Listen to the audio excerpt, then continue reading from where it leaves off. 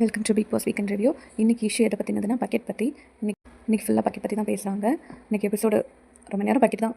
Content கம்மி போல். So இதை எடுத்துருக்குறாங்க ஒரு கண்டென்ட்டாக. ஸோ பெட்ரூமில் எல்லோரும் உட்காந்துருக்குறாங்க.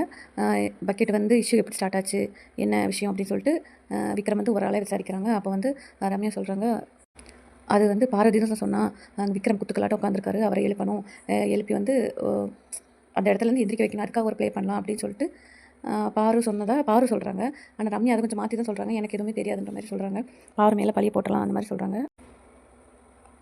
கடைசியில் வந்து ஸோ பாரு வந்து கிட்டவால காட்டலாம் அப்படின்ற மாதிரி பாரு மேலே பழி போட்டு சொல்லிட்டா. பாரு தான் இதெல்லாம் பண்ணால் எனக்கு தெரியாது, எனக்கு இதுதான் தெரியாது அப்படின்ற மாதிரி சொல்லிட்டாங்க. விஜய் சார் வராங்க. எல்லாம் தெரியும்போது அவர் இதுதான் கேட்குறாரு ஃபஸ்ட்டு பக்கெட் இஷ்யூ.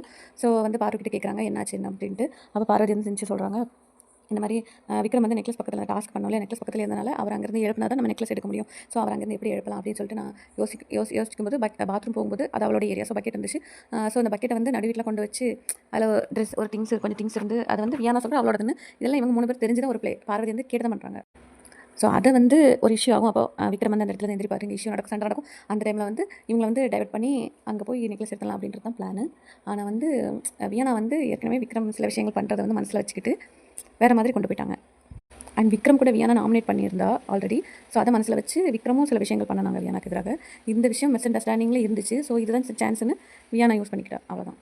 ஸோ இதான் நடந்துச்சு பாரதி சொல்கிறா. ஸோ ரம்யா கிட்ட ரெண்டாவது கேட்குறாங்க, உங்களுக்கு வந்து தெரியுமா இப்படி வந்து உங்ககிட்ட வந்து சொன்னாங்களா அப்படின்னு. ஆமாம் என்கிட்ட சொன்னா, ஆனால் வந்து இப்படி சொல்ல பாதி உண்மை பாதி போய் சொன்னா அப்படின்ட்டு ரம்யா சொல்கிறாங்க. இந்த மாதிரி விக்ரம் குத்துக்கலாட்டு இருந்தார், வர எழுப்பணும் அப்படின்ட்டு அந்த குத்துக்கலன்றதை ஹைலைட் பண்ணி சொல்கிற ரம்யா. அதாவது பார்வதி மேலே தப்பு இருக்கிற மாதிரி பழைய போட்டலாம், விஜய் சார் எப்போ பார்வதி திட்டுவார், ஸோ அந்த மாதிரி பழைய போட்டலாம் ஈஸி டார்கெட் அப்படின்னு சொல்லிட்டு சொன்னால். ஆனால் வந்து அவருக்கு புரிஞ்சிட்டு ஒரு கேம் பிளே அப்படி. ஏன்னா 24/7 பார்த்து எல்லாருமே புரியும், ஷோ பார்த்து எல்லாருக்கும் புரியும்.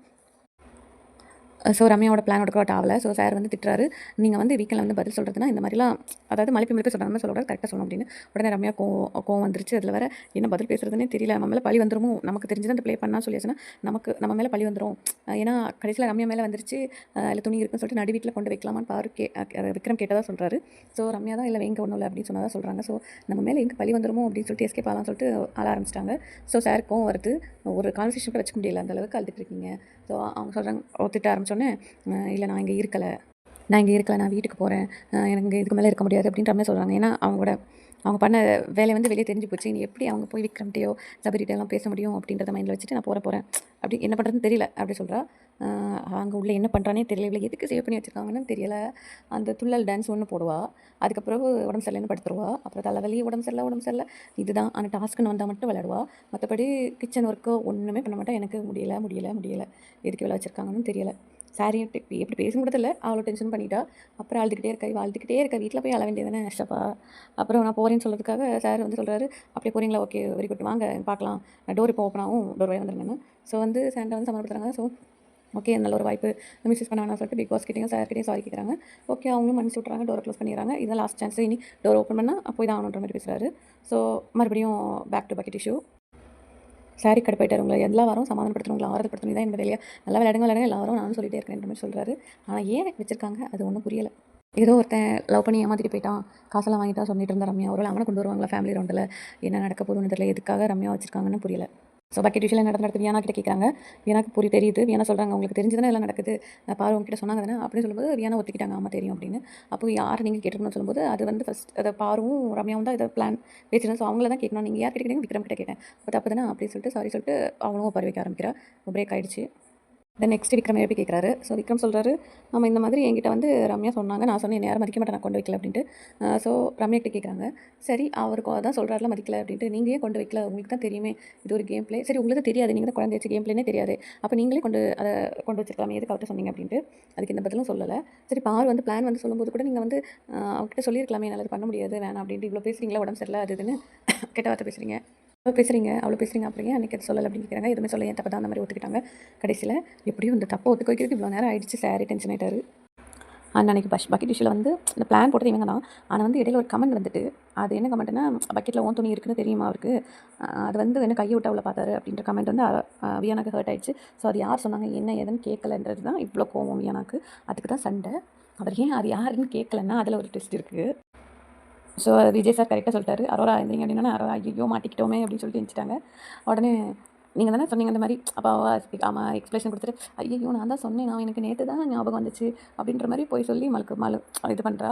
கேட்டால் நான் பொய்யே சொல்ல மாட்டேன், யாரை பற்றியுமே நான் பின்னாடி பேச மாட்டேன், எனக்கு பேசவே தெரியாது, சண்டவே போட தெரியாது, இந்த மாதிரி அரோரா சொல்லிட்டு இருப்பாங்க. நான் வேறு மாதிரி வேலை பார்த்துக்கிட்டு இருக்காங்க. அங்கே 2-3 லவ் அரோராக்கு இருக்குது. துஷார், கமருதீன், எஃப்ஜே போயிட்டே இருக்குது. நல்லா ப்ளே பண்ணிகிட்டு இருக்காங்க அரோரா ஒரு பக்கம். ஆனால் வந்து எந்த தப்புமே பண்ணல, பார்வதி தான் தப்புன்ற மாதிரி ஒன்று கொண்டு போயிட்டுருக்காங்க. பாப்பா எவ்வளோ தூரம் போகிறாங்க அப்படின்னு. ஆனால் துஷார் இடையில வந்தால் நல்லாயிருக்கும், பார்க்கலாம்.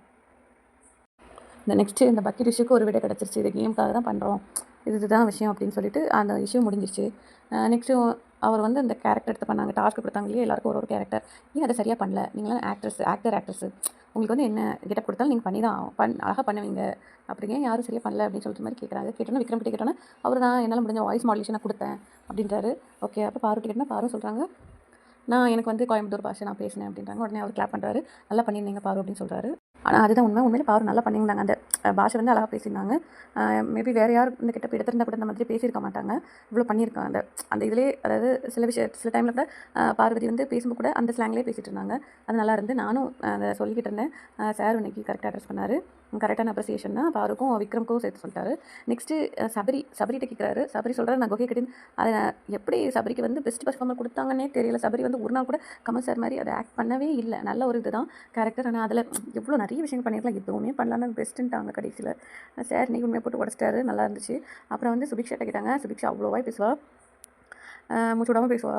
கிருமியில் என்ன பண்ணீங்க கிருமின்னு கேட்டோன்னே கிருமி சைலண்ட் ஆகிடுச்சு, அதுக்கு பதிலே வரல. ஆனால் அவள் எந்த கேரக்டராக அவ்வளோவா எதுவுமே பண்ணலை, அதில் கேரக்டராகவே இல்லை. என்ன எல்லோரும் மாற்றி மாற்றி கொடுப்பாங்க, ஏன்னா அவங்களுக்குள்ளேயே தான் கொடுத்துப்பாங்க, அன்பு கேங்க அவங்களுக்குள்ளேயே தான் கொடுத்துப்பாங்க. எஃப்ஜேக்கு வேறு 2-3 பேர் பெஸ்ட்டு நல்லா பண்ணியிருந்தாருன்னு எஃப்ஜே நேமே கூட சொல்லியிருந்தாங்க. எஃப்ஜே வந்து நல்லாவே பண்ணலை, ஒஸ்ட்டாக தான் இருந்துச்சு. எஃப்ஜே, அமித், ஆதிரை, சபரி, அதுக்கப்புறவு அரோரா கொஞ்சம் ஒரு மாதிரி பண்ணாங்க. ஆனால் அது எப்படி பெஸ்ட்டில் வந்துச்சுன்னு தெரியலை அரோரா இதெல்லாம். திவ்யாவுக்கு வந்து ஒஸ்ட் கொடுத்தாங்க. திவ்யா வந்து சபரியை விட திவ்யா கொஞ்சம் பரவாயில்ல அப்படின்னு தான் தோணுது. ஆனால் அவங்க ஜெயிலுக்கு போனனாலே அழுன்னு அழுவாங்க, சேம் அதே தான் அன்றைக்கி ஜெயிலுக்கு போகிறப்போ. ஸோ சொல்லிவிட்டு அப்புறம் ஆதிரை, நீங்கள் ஏன் சிவாஜி கணேசன் நல்லா பண்ணல அப்படின்னு கேட்டாங்க. அதுக்கு எதுவும் பேச முடியல அவங்களால. நீங்கள் வந்து ஒய்க்கடாக வந்தீங்க, நீங்கள் வந்த விஷயத்தை அதாவது ஆடியன்ஸோட எதிர்பார்ப்பை கம்ப்ளீட் பண்ணுறீங்க, பூர்த்தி பண்ணுறீங்களான்னு கேட்டதுக்கு எந்த பதிலும் இல்லை. அவங்க அப்படி பண்ணல. ஆதிரை எதுக்கு வந்தாங்கன்னே தெரில, வராமலே இருந்திருக்கலாம். அவ்வளோதான் இன்றைக்கி எபிசோடில் இதுதான் நடந்துச்சு. ஒரு பக்கெட்டை வச்சு ஃபுல்லாக முடிச்சு விட்டாங்க. ஆனால் வந்து கேள்விகளெல்லாம் நல்லா இருந்துச்சு. சேதுபதி சார் கரெக்டாக தான் கேள்வி கேட்டிருக்காரு. எஃப்ஜே கூட இடையில போட்டு விட்டாரு. நான் வந்து எஃப்ஜே கூட அர்த்தம் சொல்லியிருக்கேன், ஆமாண்ணா ஓகேண்ணா அப்படி சொல்லுவேன்னு. அப்போவும் எஃப்ஜே வந்து இன்னும் ஆட்டிடியூட் இருக்குது. அந்த நீங்கள் வந்து நல்லா வந்து சரியாக பண்ணல அப்படின்னு சொல்லும்போது கூட முடியாத எஃப்ஜேக்கு என்னென்னா அவரோட மனசுக்குள்ள வந்து நான் சூப்பர், நான் வந்து நல்ல டாஸ்க் பீட்டர் நினச்சிட்ருக்காரு, நல்ல டாஸ்க் பண்ணுவேன் நினச்சிட்ருக்காரு. அதை வேறு ரெண்டு சொல்லி வேறு காமிச்சிருந்தாரு டாஸ்க் நடுவில், நான் கரெக்டாக தான் பண்ணியிருக்கேன்னு. இவங்கெல்லாம் எந்த பேசிஸில் வந்து குட் பர்ஃபார்மர் செலக்ட் பண்ணுறாங்கன்னே தெரில. ஃபஸ்ட்டு இதில் வந்து சுபிக்ஷா பிரஜன் வந்து எலிமினேட்டட்னு சொல்லிட்டு போட்டுட்ருக்காங்க. எந்த அளவுக்கு உண்மைன்னு தெரியலை. சுபிக்ஷாலாம் முன்னாடியே போயிருக்க வேண்டியது, சுபிக்ஷா அரோராலாம் செகண்ட் வீக்கில் போக வேண்டியது. எப்படி சேவ் பண்ணி இங்கே வர கொண்டு விட்டாங்க. அதுவும் பாரு கூட மோதனால தான் அரோரா வெளியே வந்தாங்க, இவ்வளோ போல்டாக பேச ஆரம்பித்தாங்க. அதுக்கு முன்னாடி லவ் கண்டட்லேயே தான், லவ் ஃபீல்ட்லாம் இருந்தாங்க. துஷார் போன பிறகு கமருதீன்ட்டு, அதாவது பாரு முன்னாடி பார்வை வெறுப்பேற்றணும், பாருக்கு கமருதீன் மேலே ஒரு ஃபீல் இருக்க தெரிஞ்சு பார்வை வெறுப்பேற்றலாம் சொல்லிட்டு பாரு முன்னாடியே கமருதீனை கட்டிப்பிடிக்கிறது, கிஸ் பண்ணுறது, இந்த மாதிரி நல்ல நல்ல வேலைகள்லாம் செஞ்சு வெறுப்பேற்றிட்டு இருந்தாங்க. அது கமருதீனும் அப்படி தான், மேபி பார்வை வெறுப்பேற்ற நினச்சிருக்கலாம். ஆனால் இப்போ வந்து அது ரிவர்ஸ் ஆகிடுச்சு. இப்போ பாரு வந்து கமருதீன் கூட இருக்கிறது வந்து அவருக்கு வந்து பிடிக்கல. ஏன்னா அவள் ஒரு இடத்துலையும் அதை வந்து சொல்லிகிட்டே இருக்கா, அட்ஜஸ்ட் பண்ணிட்டே இருக்கா. ஒரு ஆட்டையும் போய் கமருதீனை பற்றியும் பார்வை பற்றியும் வினோத்தை பற்றியும் திட்டிகிட்டு இருக்கா. ஃபஸ்ட்டு ஃப்ரெண்டாக இருந்தால் இப்போ அவங்களாம் ஆப்போசிட் பார்வதி பக்கம் போயிட்டாங்கன்னு அப்படி ரொம்ப வைத்தறிச்சலாக என்ன தெரியல கத்திக்கிட்டு இருக்கிறா. ரொம்ப மேடம் எப்போவும் ரொம்ப டென்ஷனாக இருக்காங்க. பாரு கூட பார்க்கும்போது கோவமாக இருக்காங்க. இன்னைக்கு கூட கமருதீன் வந்து எந்திரிச்ச போது கிளாப்ஸ் வந்த போது அவங்களுக்கு நிறைய ஃபேன்ஸ் இருக்காங்க கமருதீன் அப்படின்னு சொல்லும்போது அரோரா ஃபேஸ் அப்படியே மாறிடுச்சு. ஏன்னா அரோரா என்ன நினச்சிட்டு இருந்தாங்க, ஏன் கூட இருக்கும்போது அவனுக்கு ஃபேன்ஸ் வந்துச்சு அந்த மாதிரி நினச்சிட்டு இருந்தாங்க. எனக்கு எப்படி அரோரா ஃபேஸ் மாறிடுச்சு. அரோரா இனி ஒழுங்காக ப்ளே பண்ணால் கொஞ்சம் நல்லாயிருக்கும். ஆனால் அரோரா, ரம்யா, சுபிக்ஷா, வியானா இவங்கெல்லாம் செகண்ட் தேர்ட் வீக்கில் போக வேண்டியது எப்படியோ சேவ் ஆகிட்டே இருக்காங்க. இந்த எஃப்ஜே கூட அப்படி தான், எப்படி சேவ் ஆகிறாங்கன்னே தெரியலப்பா. பார்க்கலாம் நாளைக்கு எபிசோடில் யார் எலிமினேட் ஆக போகிறாங்க என்ன ஏதுன்னு.